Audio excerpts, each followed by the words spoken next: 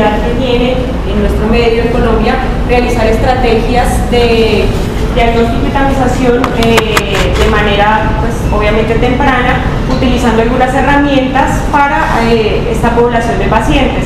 También tiene como propósito identificar o tratar de indicar cuáles son aquellas intervenciones farmacológicas apropiadas, el orden en el que deben considerarse estas intervenciones, haciendo siempre énfasis en la efectividad y en la seguridad de los medicamentos dependiendo de, pues, el subtipo de paciente específicamente, y tratar de definir algunas estrategias para la detección temprana de las complicaciones renales y cardiovasculares principalmente en este grupo de pacientes. ¿Cuáles son los pacientes que se incluyen para estas recomendaciones que vamos a hablar en esta presentación? Son aquellos pacientes que tengan más de 18 años y que estén en riesgo de desarrollar diabetes tipo 2 o que ya tengan un diagnóstico establecido de diabetes tipo 2. No incluye a los pacientes que categorizamos dentro del diagnóstico de prediabetes o de estar en mayor riesgo de desarrollar diabetes, es decir, hiperglicemia de ayuno o intolerancia a los hidratos de carbono, ni tampoco a los pacientes que tengan, digamos, específicamente el manejo de obesidad, a pesar de que tengan de manera consistente también el diagnóstico de diabetes mellitus. Es específicamente hablando del diagnóstico ya establecido o de los pacientes en riesgo de desarrollar diabetes mellitus. Estos son los grados de evidencia con la estrategia GRADE para dar las recomendaciones de cada una de las que vamos a hablar, que van a estar categorizadas con estos símbolos que seguramente están familiarizados. Digamos, los 4 círculos rellenos es el máximo nivel de evidencia disponible, el mejor nivel de evidencia de evidencia científica y también, digamos, de seguridad de la terapia, y el más bajo pues es aquel que solamente tiene uno de los circulitos rellenos. Con respecto a las estrategias de tamización para el diagnóstico de diabetes mellitus tipo 2, digamos que lo primero es tener muy claro cómo se hace el diagnóstico, ¿cierto? Digamos que esto no ha cambiado desde las guías anteriores, continúa siendo el diagnóstico con 3 posibilidades. Una posibilidad es tener una glicemia, 2 mediciones de glicemia plasmática en ayuno mayor de 126, una glicemia en cualquier momento al azar mayor de 200 en asociación con los síntomas típicos, poliuria, polidipsia o pérdida de peso, o una prueba con carga de glucosa de 75 gramos que a las 2 horas tenga un valor de glucosa mayor de 200, o también aquellos pacientes que en cualquier momento tengan una medición de hemoglobina glicosilada mayor de 6.5. Digamos que un paciente que complete cualquiera de estos criterios, pues ya diagnosticamos con diabetes mellitus y sería candidato para hacer las estrategias de tratamiento que vamos a hablar en esta sección. Con respecto a la tamización, digamos que tradicionalmente se ha considerado hacer la tamización para diabetes en los pacientes que tienen varios factores de riesgo para desarrollar, pues, la enfermedad. Esta escala, que es la escala del FINRISC, es una escala que resume o reúne muchos de estos factores de riesgo de una forma más objetiva. Es una escala que se ha validado en varias poblaciones, incluyendo la población colombiana, y digamos que cuando se practica esta escala en los pacientes en la consulta y el puntaje es mayor de 12, pues se ha visto que pues hay una correlación en hacer un diagnóstico oportuno y mejorar los desenlaces cardiovasculares y microvasculares, pues, en estos pacientes. Por esta razón, la guía recomienda la implementación de esta escala a forma de tamizaje en todos los pacientes que asisten, pues, a controles de promoción y prevención. La escala, pues, es esta que está aquí contemplada. Básicamente evalúa con ciertos puntajes ciertas características, principalmente la edad, el peso corporal, que como pueden ver aquí la obesidad es uno de los factores que más riesgo da, igual que ser mayor de 65 años, el perímetro de la cintura aumentado, si hace o no ejercicio, el consumo de verduras y de frutas, si toma algún tratamiento para la hipertensión o si es hipertenso, si alguna vez ha tenido un valor de glicemia alterado en ayunas o intolerancia a los hidratos de carbono, y si alguno de sus familiares en primer grado de consanguinidad, es decir, sus padres o sus abuelos o sus hermanos han tenido antecedente de diabetes. Se hacen estas preguntas que son, como les decía, las que habitualmente hacemos como factores de riesgo para diabetes, y se puntúa. Cuando este puntaje es mayor de 12, digamos que este paciente sería candidato para empezar el esquema de tamizaje que se hace con una glucosa basal en ayuno. ¿Listo? Con respecto a la hemoglobina glicosilada, para sustituir la medición de la prueba de tolerancia oral a la glucosa para hacer el diagnóstico de diabetes, digamos que ambas pruebas son equivalentes para hacer el diagnóstico. O sea, cuando hacemos la escala inicial, nos da el puntaje mayor de 12 y hay un paciente con alto riesgo de tener diabetes, hacemos una medición de glicemia basal. Si esta medición de glicemia basal está alterada, es decir, por encima de 100, procedemos a, por encima de 100 pero menos de 125, procedemos a aplicar alguna de las pruebas diagnósticas confirmatorias. Las pruebas diagnósticas confirmatorias serían dos: la prueba de tolerancia oral a la glucosa y la hemoglobina glicosilada. Se puede utilizar cualquiera de las dos pruebas. Consideraciones especiales para decidir utilizar una o la otra. La sensibilidad para el diagnóstico de diabetes mellitus es mayor con el uso de la prueba de tolerancia oral a la glucosa, es decir, en aquellos pacientes a los que yo les haya, por ejemplo, aplicado una prueba con hemoglobina glicosilada y la hemoglobina glicosilada haya salido normal, pero hubiera tenido una glicemia basal de ayuno alterada inicialmente y yo siga teniendo una alta sospecha de que este paciente puede tener diabetes, por ejemplo, con signos clínicos de resistencia a la insulina y antecedentes familiares, que son los factores de riesgo más importantes, pudiera considerar aplicar la prueba de tolerancia oral a la glucosa, que va a identificar mayor número de pacientes que la hemoglobina glicosilada, aunque las dos pruebas, como les decía, son equivalentes para hacer el diagnóstico ya confirmatorio. ¿Cuándo es positivo el diagnóstico? Cuando la hemoglobina glicosilada es mayor de 6.5 o la prueba con carga de glucosa a las 2 horas es mayor de 200. Otras consideraciones también a tener en cuenta con respecto a la medición de la hemoglobina glicosilada, pues es que tienen que ser pacientes que no estén en enfermedad renal crónica, ¿no es cierto?, ni pacientes que tengan alguna hemoglobinopatía que pueda alterar la medición de la hemoglobina glicosilada y falsear el resultado, pues dándonos un valor alterado y real.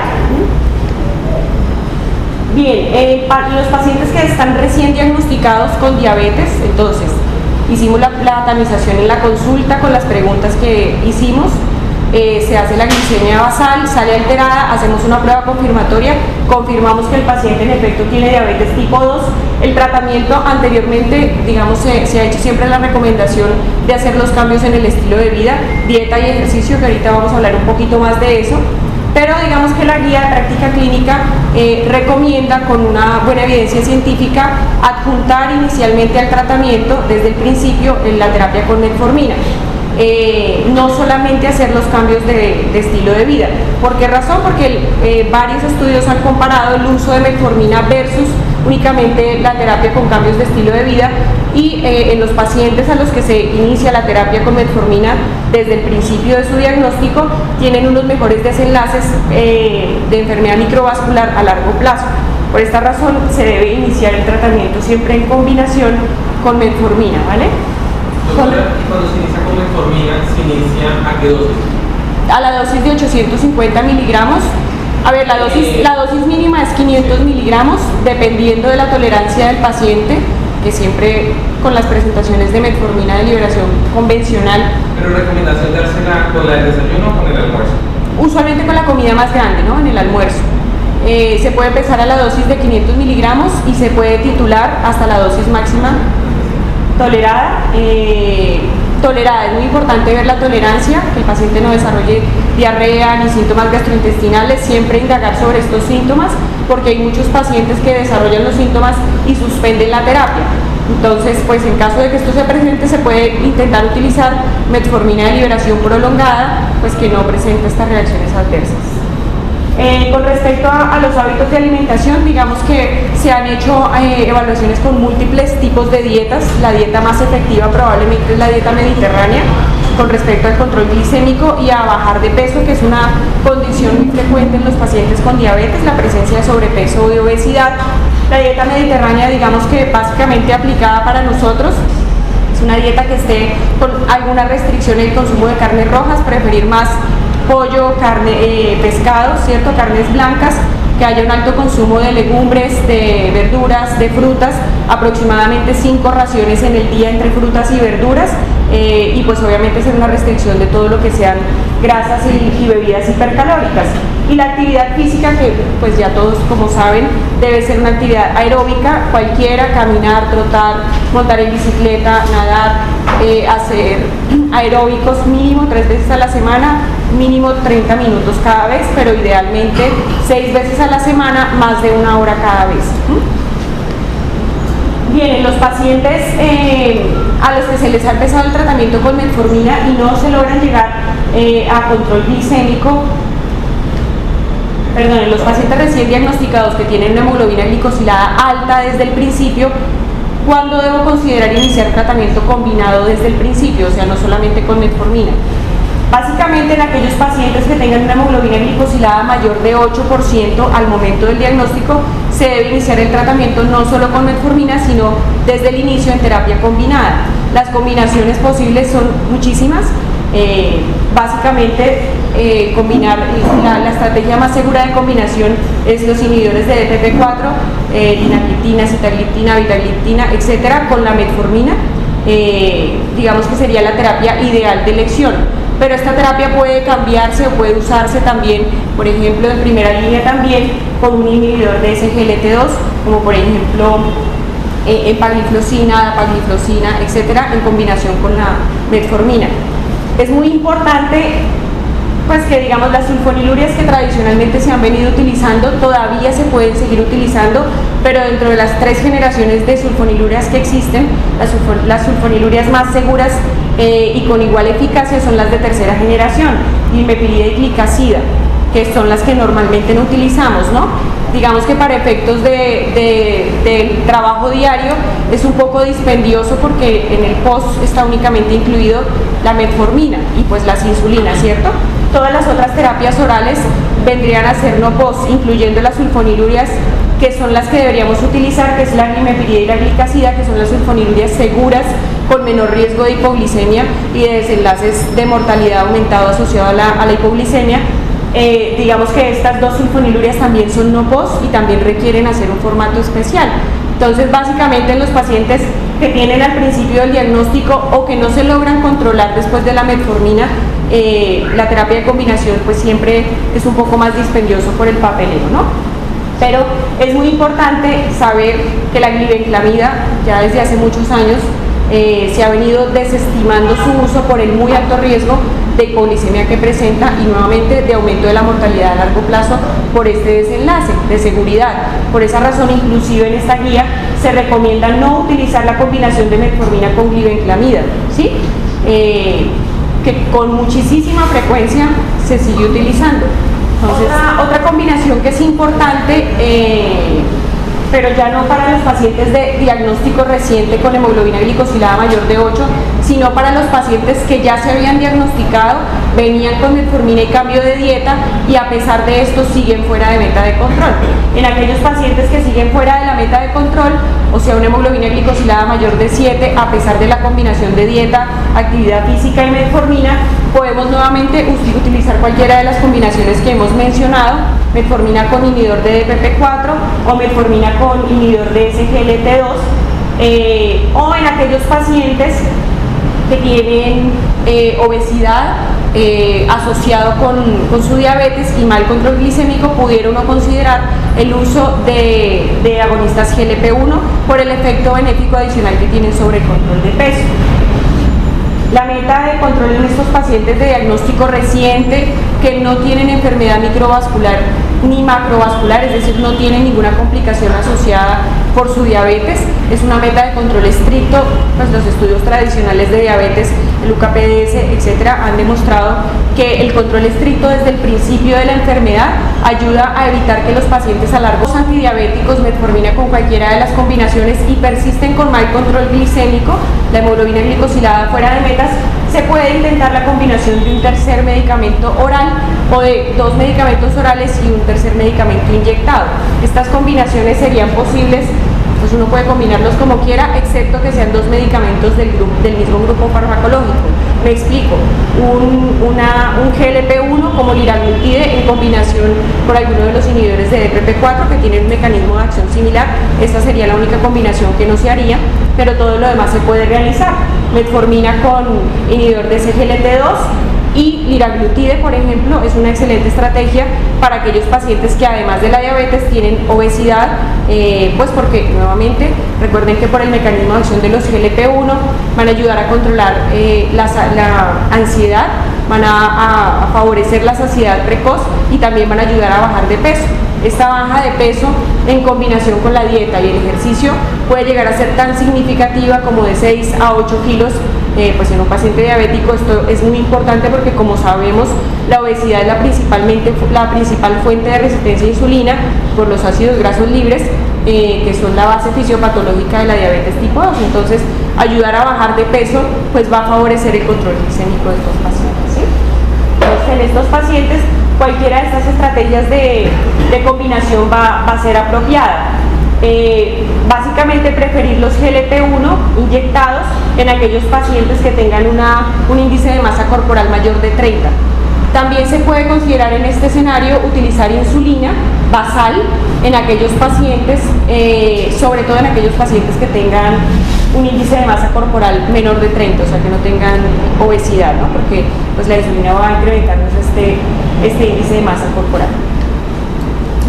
Bien, en las personas adultas mayores de 65 años con diabetes tipo 2 se requiere individualizar la meta de control glicémico diferente a la que habíamos hablado para el paciente que está recién diagnosticado y no tiene ninguna otra comorbilidad, que dijimos que en ese grupo la meta es estricta entre 6.5 y 7.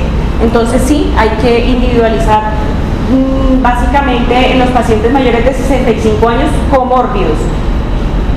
Comórbidos significa que tengan algún riesgo de hacer hipoglicemia. ¿Cuáles son los factores de riesgo para hacer hipoglicemia? Pacientes que tengan antecedente de enfermedad cardiovascular por el riesgo de desarrollar arritmias en los episodios de hipoglicemia, una arritmia fatal y fallecer. Pacientes que tengan enfermedad renal crónica establecida, pacientes que tengan enfermedad microvascular, retinopatía, neuropatía por el riesgo incrementado de hipoglicemia nuevamente, pacientes con antecedente de demencia o pacientes con algún, digamos, factor social que los facilite que puedan tener episodios de hipoglicemia. En estos pacientes la meta de hemoglobina glicosilada puede ser un poco más laxa, entre 7 y 8%, ¿sí?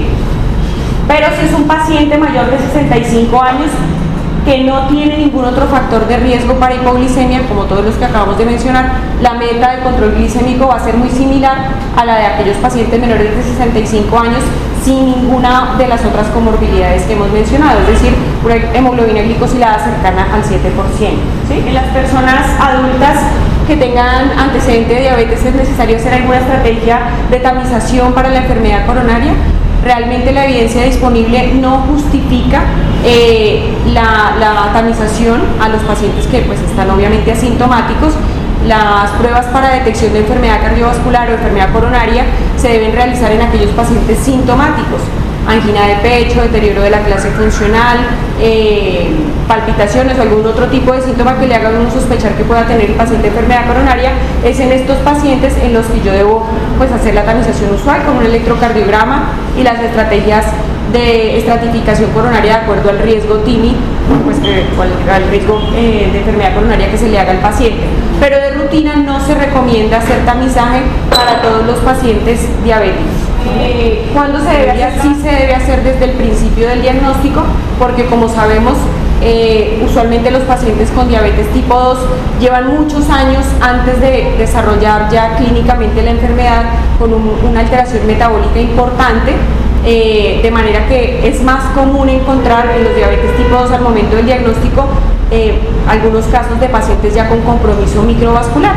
Por eso todo paciente que se diagnostica con diabetes tipo 2 debe tener una tamización inicial con una medición de microalbuminuria, que es la estrategia inicial que se utiliza. Si la microalbuminuria sale negativa o menor de 30, pues la tamización se debe hacer anual, ¿vale? Si la microalbuminuria es negativa, se debe repetir cada año. Si la microalbuminuria es positiva, debemos confirmar esta medición con una nueva medición a los 4 a 6 meses. Si la microalbuminuria continúa siendo positiva, debemos hacer ya una medición de orina de 24 horas para confirmar que haya macroalbuminuria con una medición de creatinina y pues de esta manera ya establecer la presencia de nefropatía diabética. Entonces, ¿alguna pregunta hasta aquí? Con respecto a, bueno, ya digamos en resumen, entonces, el paciente que asiste a control para hacer tamización de diabetes tipo 2, aplicamos la escala de Pinrix para tratar de identificar los factores de riesgo. Si esta escala es menor de 12, pues de todas formas hay que hablarle al paciente sobre los cambios del estilo de vida y se debe repetir esta escala en un lapso no mayor de 3 años. Si la escala es mayor de 12, pues debemos hacer la medición de la glicemia basal para ver si sale alterada. Si la glicemia basal sale alterada, es decir, entre 100 y 125, hacemos una medición ya sea de una hemoglobina glicosilada o de una carga de tolerancia oral a la glucosa con 75 gramos. Con cualquiera de las dos que salga positiva se confirma el diagnóstico y digamos, si la hemoglobina glicosilada está entre 5.7 y 6.4 o la glicemia basal pues no es positiva, perdón, la carga de glucosa no es positiva mayor de 200, categorizaríamos al paciente como un paciente prediabético y el manejo sería otro diferente. En aquel paciente al que se hace el diagnóstico, empezamos el tratamiento no farmacológico, lo que les hablaba de la dieta mediterránea y el ejercicio físico. La evaluación o el control de la meta del control glicémico se debe hacer cada 3 meses con la medición de la hemoglobina glicosilada para verificar que el paciente pues haya logrado llegar a la meta de tratamiento, y si no lo ha logrado hacer, siempre reforzar la parte de la alimentación, siempre reforzar la parte del ejercicio, que es lo más importante, y pues tratar de utilizar otras estrategias farmacológicas para lograrlo llevar a control.